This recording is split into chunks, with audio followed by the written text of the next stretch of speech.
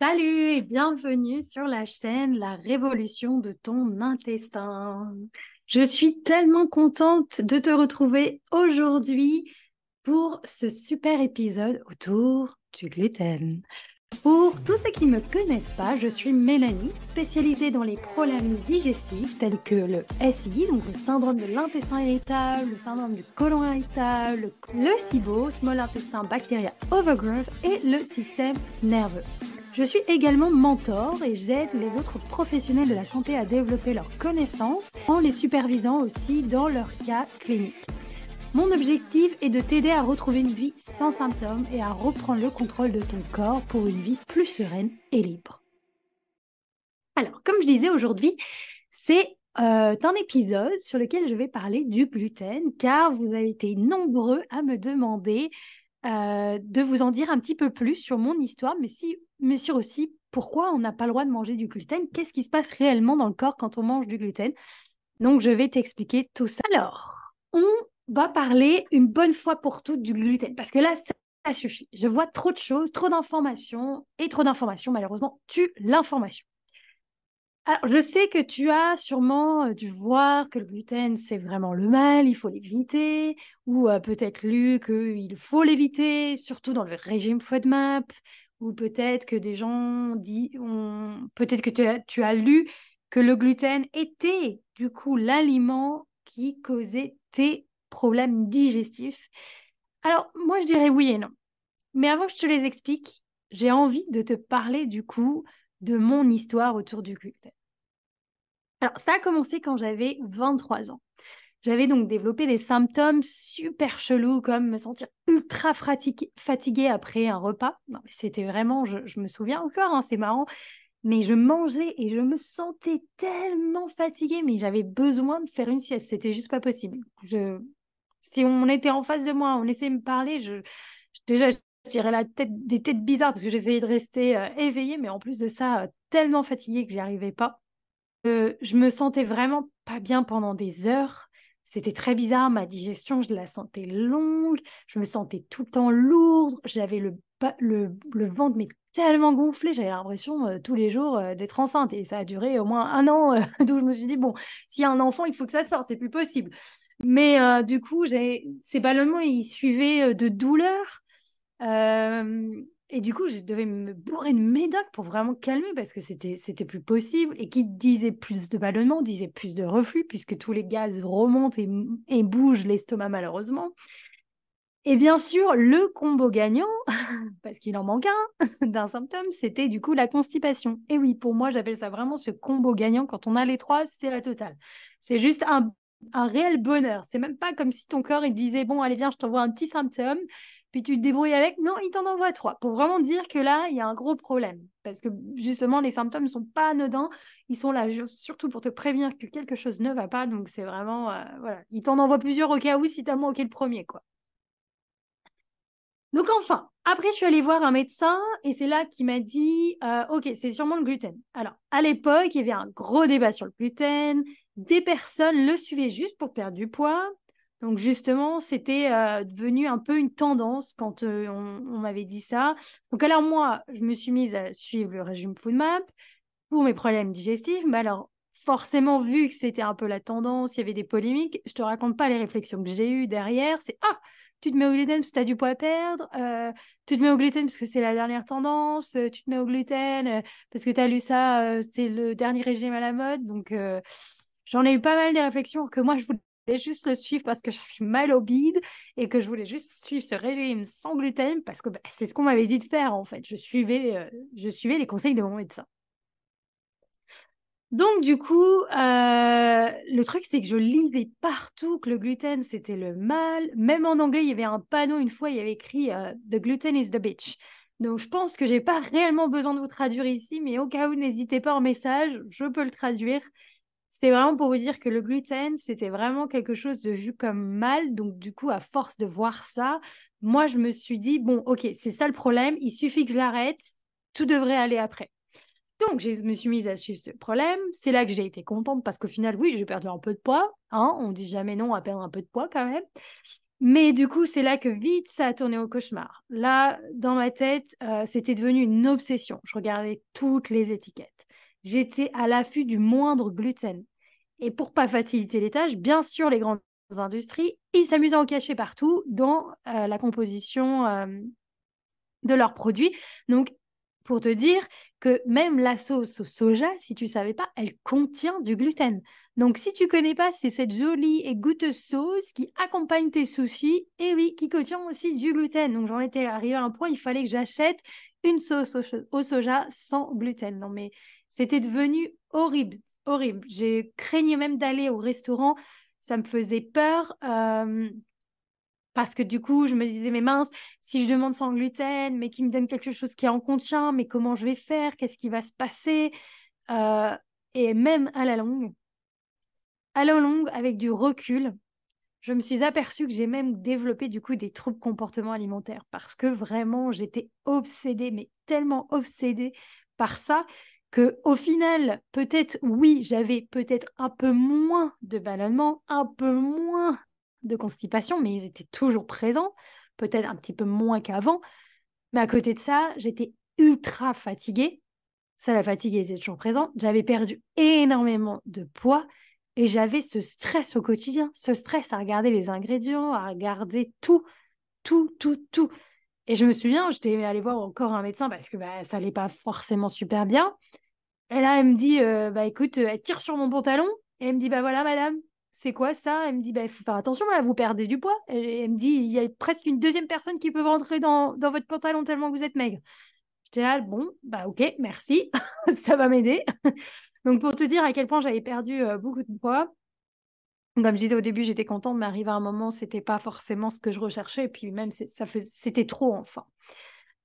Enfin, tout ça pour dire que ça m'a pris à peu près 10 ans pour réintroduire ce gluten. Oui, 10 ans où j'ai cru que le gluten était le souci, 10 ans de privation malgré que mes symptômes étaient encore présents, 10 ans de stress, 10 ans d'obsession, 10 ans où j'étais persuadée que c'était le gluten le mal, c'était le gluten qui me faisait du mal et pas un autre aliment.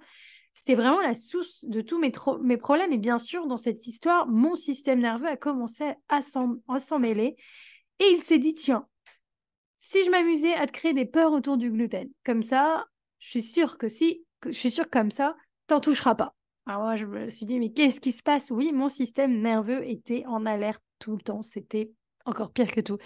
J'arrivais même pas des fois pour dire à embrasser mon compagnon tellement j'avais peur de choper ou d'avoir des problèmes digestifs parce que lui venait de consommer du gluten. C'était vraiment, même avant d'aller au restaurant ou chez des amis, c'était un questionnement dans ma tête, c'était un interrogatoire. Qu'est-ce que tu vas manger? Qu'est-ce que je vais faire?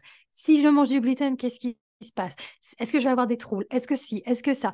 C'était tellement devenu un stress que du coup, je m'étais isolée. Du coup, quand je venais, parce que bah, j'avais pas le choix, arrivé à un moment, il faut bien voir ses amis, tu vas pas non plus couper toutes tes relations, bah, je faisais la gueule. Du moins, ils pensaient que je faisais la gueule, mais ils se rendaient pas compte que j'étais tellement stressée autour de ça que bah, du coup, je gâchais mes moments avec eux à faire que d'y penser. Je les regardais tous en train de manger du gluten, je disais, mais mange pas ça, tu vas être mal, mais surtout ne le mets pas à côté de moi, c'est horrible. Non, non, mais c'était vraiment, j'en rigole aujourd'hui parce que c'était tellement poussé à un extrême que oui, il faut en rigoler, il faut en rigoler, il faut justement éviter de se créer de culpabiliser ou de se frustrer parce que soi-disant on fait des écarts quand on suit un régime. Donc tout ça, on va voir en profondeur ce que disent les études et expliquer pourquoi le gluten est vraiment le mal. Alors d'abord, avant ça, j'aimerais t'expliquer un peu plus les différences entre les ingrédients. Alors, quand tu achètes un pain en supermarché, ce pain, ce sera de la levure boulangère. Et la levure boulangère, c'est une fermentation alcoolique très rapide, fait exprès pour que le pain puisse gonfler, mais pour que le boulanger puisse aussi produire plus. Et pas besoin forcément d'attendre la production de la levure. Voilà, on sait que cette fabrication est modifiée. Quand tu achètes aussi ta baguette dans des supermarchés, malheureusement, quand tu regardes les ingrédients, tu n'as pas seulement un seul type de blé. Non, tu as de l'orge, tu as du malt, tu as du blé, ils peuvent rajouter du seigle, ils peuvent rajouter tellement de choses qu'arrivé à un moment, moi, je trouve qu'il n'y a plus aucun intérêt à manger cette baguette, puisqu'au final, c'est tout un mix de blé et ça devient indigeste au corps. Il a du mal à le digérer. Donc ça, ce sont malheureusement, les industries, ils utilisent du coup de la levure boulangère pour fabriquer leur pain. Et donc, du coup, cette levure peut être difficile pour certaines personnes à être consommée parce que, comme j'expliquais, ça fait un trop-plein de blé. Ensuite, du coup, le fait qu'ils utilisent la levure boulangère, ben, la fermentation, elle est excessive. Donc, le processus, il est avancé. Donc, malheureusement, cette fermentation peut créer, des études ont montré que cela peut créer des gaz, des ballonnements chez certaines personnes, en particulier sur ceux qui ont déjà des problèmes digestifs. En fait, ça devient trop dur pour eux de digérer le gluten. Il y a certaines personnes qui ne peuvent pas digérer la levure de boulangère, même si c'est pas quelque chose allergique de base. Il y a certaines personnes qui ne peuvent pas parce qu'ils n'ont plus les enzymes pour les casser et que leur corps ou leur système digestif ne fonctionne plus correctement. Donc, du coup, ils auront beaucoup plus de mal à digérer cette levure. La différence, si vous fabriquez votre pain ou si vous allez chez un vrai boulanger qui, lui, utilise du levain, le levain, c'est vraiment une fermentation lactique. Donc déjà, elle est beaucoup plus lente que la levure de boulangère. Mais, pardon, la levure de boulanger. Et ces ferments lactiques, en fait, ce sont quoi? Ce sont des bactéries lactiques. C'est une famille de bactéries qui est capable de produire de l'acide lactique par fermentation de lactique, mais qui justement, ce sont des bonnes bactéries. C'est celles qui vont aider à rééquilibrer ton microbiote, mais surtout prendre soin de ton microbiote. Donc pendant la fermentation du levain, ces bactéries lactiques, en fait, elles produisent une enzyme qui est justement capable de dégrader la protéine. Et la protéine du blé, en fait, c'est la gliadine. C'est vraiment, cette enzyme est nécessaire pour casser cette protéine et elle est justement fabriquée par les bactéries lactiques. Pendant la fermentation du levain, du coup, certaines bactéries, donc ces bactéries lactiques, elles produisent en fait une enzyme qui est capable de dégrader la protéine du blé. Donc la protéine du blé, elle est appelée la gliadine. Et c'est justement cette protéine qui peut être difficile au corps à digérer, mais le fait de consommer des pains au levain, et ben du coup, tes bonnes bactéries, elles vont produire pour toi une enzyme pour casser cette protéine et pour te permettre de mieux digérer juste simplement le gluten. Il y a beaucoup de gens qui essayent le pain au levain. Alors moi, particulièrement, quand j'ai réintégré le gluten, je suis passée par là. Je suis vraiment passée par le pain au levain et je reste avec le pain au levain. J'évite au maximum de ne pas manger du pain industriel ou du pain modifié ou du blé modifié. Vraiment, c'est une chose auquel je me suis dit justement, on va éviter ça et si on réintroduit au moins des bonnes choses qui font du bien à mon corps. Justement, des études ont montré que le processus naturel de fermentation dans la fabrication du pain au levain, ça aide du coup les patients avec des troubles gastro-intestinaux tels que le syndrome du côlon irritable, mais aussi donc justement, il est recommandé de consommer plus de pain au levain que du pain industriel parce que aussi le pain au levain donc, permet une meilleure digestion des aliments. Elle favorise aussi une meilleure absorption nutritionnelle des minéraux et des vitamines et améliorer également la santé intestinale grâce à la présence de bactéries lactiques. Je t'invite vraiment à regarder, si c'est encore sur Netflix, ça s'appelle Les 100 ans de plénitude. C'est un documentaire qui montre les zones bleues. Et en fait, dans ces zones bleues, eh bien, on voit des gens de plus de 100 ans qui vivent encore, qui sont encore sur Terre, mais qui sont en pleine santé, en pleine santé. Et il y a justement une zone bleue qui est en Sardaigne. Donc oui, l'Italie est très, très connue pour le pain, les pizzas, les pastas, tout ça. Et justement, ils montrent que les gens produisent eux-mêmes leurs pâtes, leur pizza, leur pain à partir de levain. Et du coup, justement, je me rappelle, quand ils sont en train de filmer, ils ont vraiment mis la caméra sur ce petit bocal de pain du levain, sur ce levain, et on voit les petites bulles là, lactiques, la petite. Le levain est encore en train de grossir, en train de grandir, puis on voit ces petites bulles, c'est vraiment incroyable et c'est pour moi, voilà, ça fait partie de reprendre sa santé en main, c'est repartir aux sources, repartir aux choses naturelles. Quand c'est modifié, pour moi, c'est pas fait, on n'est pas fait pour le digérer. Donc vraiment, ce pain au levain est quelque chose d'extraordinaire et vraiment, mais je vous invite à le tester. À tester un vrai pain au levain et puis écrivez-moi vraiment sous ce podcast, laissez-moi savoir comment vous sentez parce que beaucoup de mes patientes, on a arrêté le gluten pendant un temps et une fois qu'elles ont réintégré ce pain au levain, elles m'ont dit, mais c'est incroyable, je n'imaginais pas que je puisse manger du gluten sans avoir aucun symptôme, sans avoir de ballonnement, de constipation, tous les anciens symptômes qu'elles avaient. Donc, du coup, c'est vraiment une chose que je t'invite à faire. Alors, les études, on va aller un peu plus profond, hein. Les études ont aussi montré que du coup, alors, le gluten peut activer la zonuline. Alors, je t'explique tout ça. La gliadine est consommée, donc la gliadine, c'est la protéine de blé. Elle peut déclencher la libération de zonuline.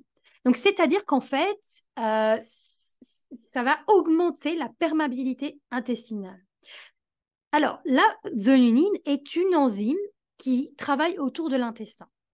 Et cette zonuline, ce qu'elle permet, elle permet aux cellules de souffrir pour faciliter, en fait, à travers la paroi intestinale, le rejet d'éléments indésirables. C'est vraiment une réponse du corps naturel pour éliminer les micro-organismes potentiellement nocifs.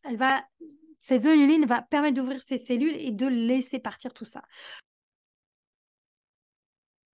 En résumé, la gliadine fait la même chose que la zonuline. Elle permet en fait aux cellules de s'ouvrir et plus on en consomme, plus la paroi s'ouvre, plus la paroi s'abîme et plus elle devient perméable à force. Et du coup, c'est là que on peut créer à force cette hyperperméabilité intestinale. Alors, peut-être que tu te dis, attends, la gliadine, c'est du blé. Donc, le blé, c'est aussi dans le pain au levain. Oui, oui, bien sûr. Bien moins qu'un pain industrialisé, utilisé avec de la levure de blé, bien moins. Mais aussi, une étude a montré que justement, la gliadine euh, est beaucoup plus diminuée dans les farines de blé fermentées au levain que dans les autres. Donc, il y en a bien moins. Donc, ce phénomène se produit moins et surtout, il ne se produit pas quand on n'a pas de problème de digestion. Donc, pour conclure, moi, ce que je te recommande, en cas de problème digestif, vraiment, c'est d'arrêter tous les aliments qui contiennent du gluten. Alors, bien sûr que ne le fais pas d'un coup. Bien sûr, ne t'inflige pas ça. Tu risques de te frustrer. Le fait de se priver de gluten, il ne faut pas oublier, le gluten, c'est comme le sucre. Ça, c'est ce petit effet sur le corps qui produit plus de dopamine.